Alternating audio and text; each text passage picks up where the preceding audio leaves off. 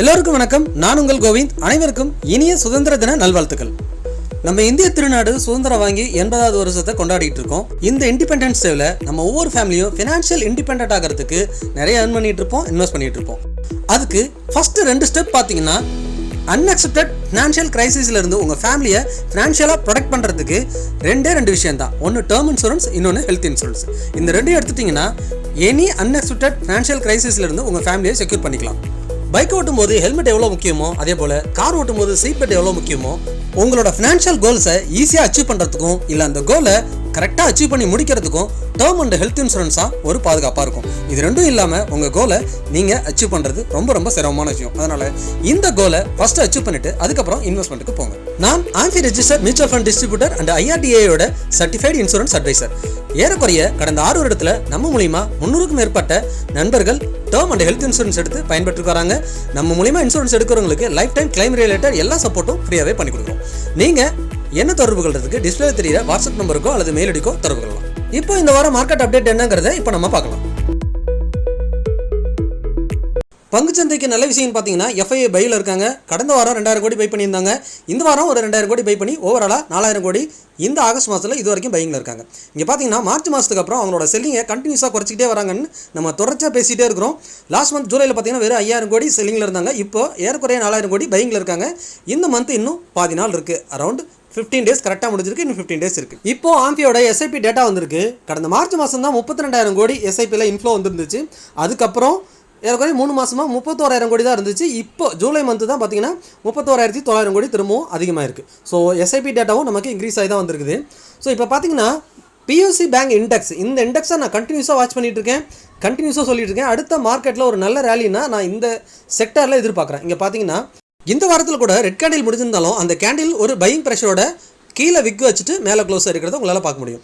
So same like இது ஒரு head and shoulder பேட்டர்னாகவும் தெரியும். ஒரு சைட்வேஸ் ஏறக்குறைய 4 மாதங்களாக இந்த 8000க்கும் 9000க்கும் இடையிலேயே சுற்றி இருக்கிறத நம்ம பார்க்க முடியுது. ஏறக்குறைய கூடிய சீக்கிரம் இந்த 9000 உடைக்கும்னு நான் எதிர்பார்க்குறேன். அதனால் பப்ளிக் செக்டர் பேங்க்கில் நீங்கள் கண்டினியூஸாக வாட்ச் பண்ணி பாருங்கள்.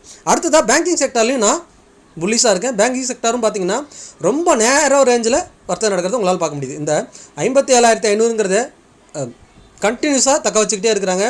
57,500 கீழே ஒரு 56,000லேருந்து 58,000 இந்த ரேஞ்சுக்குள்ளேயே ஒரு சைட்வேஸில் இருக்குது. இங்கே பார்த்தீங்கன்னா double bottom already break out. Yes, double bottom break out ஆகிடுச்சு. பிரேக் அவுட் ஆகிட்டு ஒரு கன்சல்டேஷன்லேயே இருக்குது. அதுவும் ரொம்ப நேரோ ரேஞ்சில் கன்சல்டேஷன் ஆகிட்டு இருக்குது. ஸோ இது அதர்வைஸ் கீழே பிரேக் ஆகாமல் மேலே பிரேக் ஆகிடுச்சுன்னா சூப்பரான ஒரு ரேலி நடக்கிறதுக்கு அதிகமான வாய்ப்பு இருக்குது. என்னை பொறுத்த வரைக்கும் மேலே பிரேக் ஆகிறதுக்கு தான் அதிகமான வாய்ப்பு இருக்குது. வெயிட் பண்ணி பார்க்கலாம். Banking and finance POC bank index இந்த செக்டரை நீங்கள் கண்டினியூஸாக வாட்ச் பண்ணுங்கள். அடுத்ததாக முக்கியமான ரெசிஸ்டன்ஸில் இருக்கிறது ஐடி செக்டர். இந்த 32,000ங்கிறது ஒரு ஸ்ட்ராங் ரெசிஸ்டன்ஸ், மல்டி இயர் ரெசிஸ்டன்ஸை நான் ஆல்ரெடி பேசிட்டோம். இந்த ரெசிஸ்டன்ஸை உடைச்சா மட்டும்தான் அடுத்த புல் ரன்னுக்கு ஸ்டார்ட் ஆகும். இல்லைனா இங்கேருந்து கரெக்ஷன் வரதுக்கு வாய்ப்பு அமைஞ்சுன்னு பேசியிருந்தோம். ஸோ அந்த இடத்துல தொட்டு கண்டினியூஸாக இப்போ அந்த இடத்துல தொட்ட உடனே செல்லிங் வந்துட்டுருக்கு. ஸோ இந்த 32,000 பிரேக் பண்ணால் தான் அடுத்து இங்கேருந்து ஒரு 38,000 to 40,000 போகிறதுக்கான வாய்ப்பு அமையும். கண்டினியூஸாக இந்த வாரமும் ஐடி செக்டரில் ரேலி வரணும்னா இந்த 32,000 உடைச்சா மட்டும்தான் வரும். இல்லைனா சைட்வேஸ் ஆர் டவுன் ட்ரெண்ட், இங்கேருந்து டவுன் ட்ரெண்ட் மீன்ஸ் ஒரு செல்லிங் வரலாம். அடுத்ததாக FMCG இண்டெக்ஸ் நம்ம பேசுகிற மாதிரி ஒரு லாங் டைம் இன்வெஸ்டருக்கு ஆப்பர்ச்சுனிட்டியாக தான் இன்னும் இருக்குது. 45,000லேருந்து 50,000 இருக்கிற வரைக்குமே அது ஒரு பெஸ்ட் ஆப்பர்ச்சுனிட்டி தான். ஸோ இதை பார்த்தீங்கன்னா கண்டினியூஸாக ஒரு சைட்வேஸ் மார்க்கெட் இதை பிரேக் பண்ணும்போது நல்ல ரேலி வரும். ஸோ அதுபோல் நம்ம ஃபார்மா செக்டரில் ஆல்ரெடி நல்ல ப்ராஃபிட்டில் இருக்கும். இங்கே பார்த்தீங்கன்னா தெரியும் 20-25% கிட்ட ப்ராஃபிட்டில் இருக்கிறோம். 21,000 ஏறக்குறைய இந்த இண்டெக்ஸில் முதலீடு பண்ணோம் ஃபார்மா பீஸே. இப்போ பார்த்தீங்கன்னா அரௌண்ட் 20% மேலே ரிட்டர்ன் கொடுத்துருச்சு. ஸோ இந்த ரேலி என்ஜாய் பண்ணுவோம். இதே போல் தான் பேங்க் அண்ட் ஃபினான்ஸ் செக்டரில் நீங்கள் பர்டிகுலர் ஸ்டாக் எடுக்கலனாலும் டேரெக்டாக போய்ட்டு அந்த இண்டெக்ஸில் எடுத்திங்கனாலே போதும், நல்ல ஒரு ரிட்டர்ன் பார்க்குறதுக்கான வாய்ப்பாக அமைஞ்சிரும். ஸோ அதே போல் தான் சொல்கிறேன். இப்போ FMCG இண்டெக்ஸில் இருக்கக்கூடிய ஸ்டாக்ஸ் உங்களுக்கு அனலைஸ் பண்ண முடியலனாலும் அந்த இண்டெக்ஸில் இருக்கக்கூடிய ETFல முதலீடு பண்ணாலே நல்ல ஒரு ப்ராஃபிட் பார்க்குறதுக்கான அதிகமான வாய்ப்பு இருக்குது. தொடர்ந்து FMCG ETFை நான் அக்குமுலேட் பண்ணிட்டு இருக்கேன். நீங்களும் உங்களோட ஃபினான்ஷியல் அட்வைசரை கேட்டுட்டு டிஸ்கஸ் பண்ணுங்கள். அடுத்ததாக மெட்டல் இண்டெக்ஸ் பார்த்தீங்கன்னா இப்போ ஒரு செல்லிங் ப்ரெஷர் வந்திருக்கு. மெட்டல் இண்டெக்ஸை பொறுத்த வரைக்கும் இந்த 14,000 கிராஸ் பண்ணால் தான் திரும்ப ஒரு புல்லிஸ் வரதுக்கான வாய்ப்பு இருக்குது. அது வரைக்கும் இந்த 12,000லேருந்து 14,000க்குள்ளே சைட்வேஸ் போகிறதுக்கான ஆப்ஷனாக அமையறதுக்கு நிறைய சான்சஸ் இருக்குது. ஸோ 14,000 வரப்போ கொஞ்சம் அலர்ட்டாக இருங்க. ஒருவேளை அதை பிரேக் ஆகிடுச்சுன்னா அடுத்து அங்கேருந்து ஒரு ரேலியை நம்ம எதிர்பார்க்கலாம். ஃபைனலாக நம்ம நிஃப்டிக்கு வருவோம். நிஃப்டி பார்த்தீங்கன்னா நம்ம என்ன நினச்சோமோ அதே தான் நடந்திருக்கு. 24,300லேருந்து 24,600 ஒரு ஸ்ட்ராங் ரெசிஸ்டன்ஸ் ஜோன். இந்த ஜோனை பிரேக் பண்ணால் தான் அடுத்த புல்ரன் ஸ்டார்ட் ஆகும். இல்லைனா இந்த இடத்துல கரெக்ஷன் ஆர் சைட்வேஸ் வரும். அலர்ட்டாக இருங்கன்னு பேசியிருந்தோம். எக்ஸாக்டாக 24,770 வரைக்கும் போயிருக்கு. இருந்தாலும் க்ளோசிங் இந்த வாரமும் பாருங்கள் 24,600க்கு மேலே க்ளோஸ் வைக்க முடியல, 24,300 சம்திங்லாம் வச்சிருக்காங்க. இதுக்கு முன்னாடி இதே இடத்துல ஸ்ட்ராங்காக இங்கே ரெசிஸ்டன்ஸாக இருந்தது, இப்போவும் அந்த இடம் தான் ரெசிஸ்டன்ஸாக இருக்குது. இதுக்கு முன்னாடி பார்த்தீங்கன்னா 2025லையும் அந்த இடம் தான் ஒரு ஸ்ட்ராங் ரெசிஸ்டன்ஸ் ஜோன். 24,300லேருந்து 24,600ங்கிறது ஒரு ஸ்ட்ராங்கான ரெசிஸ்டன்ஸ் ஜோன். இந்த ஜோனை பிரேக் ஆகிடுச்சுன்னா கன்ஃபார்மாக 26,000 ரீச் ஆகும், அதில் எந்த மாற்று கருத்தும் கிடையாது. இப்போ பார்த்தீங்கன்னா பாட்டமில் ஒரு வேளை டவுன் ஆனிச்சுன்னா 23,600ங்கிறது நமக்கு திரும்பவும் அதே சப்போர்ட் தான். அந்த சப்போர்ட்டில் எந்த மாற்றமும் கிடையாது. 23,600ங்கிறது தான் ஸ்ட்ராங் சப்போர்ட், லாங்கில் தான் இருக்குது. பட் நம்ம ஷார்ட் டைமில் எப்பயும் மார்க்கெட் டெய்லியும் வாட்ச் பண்ணுறது கிடையாது, வீக்லி ஒன்ஸ் தான் பார்க்குறோம்.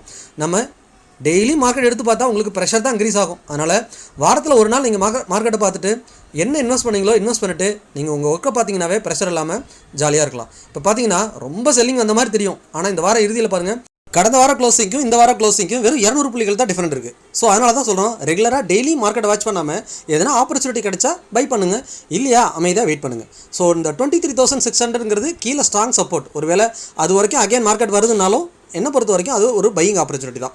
ஸோ 24,600 இந்த வாரத்தில் பிரேக் பண்ணிடுச்சுன்னா, ஏன்னா எஃப்ஐ கண்டினியூஸ் பையிங்கில் இருக்கிறாங்க, ஆகஸ்ட் மந்தில் தொடர்ச்சியாக பை பண்ணாங்கன்னா மேலே பிரேக் ஆகிறதுக்கு நிறைய சான்சஸ் இருக்குது. பிரேக் ஆகிடுச்சுன்னா இமீடியட்டாக 25,000 ரீச் ஆகும். அடுத்து இங்கே பார்த்தீங்கன்னா தெரியும் 4,000 கோடிக்கிட்ட இன்னும் பையிங்கில் தான் இருக்கிறாங்க. இந்த வாரத்தில் 15 நாள் பையிங்கில் இருக்காங்க, இன்னும் செல்லிங் இல்லை. அப்போ அடுத்த 15 நாளில் அட்லீஸ்ட் ஒரு 10,000 crores வாங்கினாங்க அப்படின்னா கட்டாயமாக 25,000 தொட்டுரும். அடுத்தடுத்து வர நாட்களில் வர மாதங்களில் 26,000 தொடுறதுக்கு அதிகமான வாய்ப்பு இருக்குது. ஸோ எவ்ரி டிப் என்னை பொறுத்த வரைக்கும் ஒரு பையிங் ஆப்பர்ச்சுனிட்டியாக தான் இந்திய பங்கு சந்தையில் நான் பார்க்குறேன். இந்த வீடியோ கட்டாயமாக உங்களுக்கு மிகவும் பயனுள்ளதாக இருக்கும்னு நம்புகிறேன். நீங்கள் முதலீடு செய்வதற்கு முன்னாடி ஒரு ஃபினான்ஷியல் அட்வைசரோட சப்போர்ட் எடுத்துக்கிறது ரொம்பவே சிறந்தது. நான் Govind, AMFI registered mutual fund distributor and IRDAயோட சர்டிஃபைட் இன்சூரன்ஸ் அட்வைசர். உங்களோட ஃபினான்ஷியல் கோல்ஸை மியூச்சுவல் ஃபண்டை முதலீடு பண்ணுறது மூலிமா ஈஸியாக அச்சீவ் பண்ண முடியும். அதுக்கு நீங்கள் செய்ய வேண்டியதெல்லாம் டிஸ்பிளே தெரிகிற வாட்ஸ்அப் நம்பருக்கோ அல்லது மெயில் ஐடிக்கோ தொடர்பு கொள்ளுங்கள். அது மட்டும் இல்லாமல் உங்கள் ஃபேமிலியை ப்ரொடெக்ட் பண்ணுறதுக்கான ஒரு டேர்ம் அண்ட் ஹெல்த் இன்சூரன்ஸை பெட்டரான மெத்தடில் சூஸ் பண்ணுறதுக்கு நீங்கள் என்ன தொடர்பு கொள்ளலாம். மார்க்கெட் பற்றின ரெகுலர் அப்டேட்டுக்கு மறக்காமல் டெலிகிராம் சேனல் லிங்க் கொடுக்குறேன், சர்ச் பண்ணி ஜாயின் பண்ணிக்கோங்க. நீங்கள் நம்ம சேனலுக்கு புதுசாக இருந்தீங்கன்னா நம்ம சேனலை சப்ஸ்கிரைப் பண்ணுங்கள். உங்களோட ஃப்ரெண்ட்ஸ் அண்ட் ஃபேமிலிக்கு மறக்காமல் ஷேர் பண்ணி பார்க்க சொல்லுங்கள். மீண்டும் ஒரு நல்ல வீடியோவில் சந்திக்கிறேன். உங்கள் கோவிந்த்.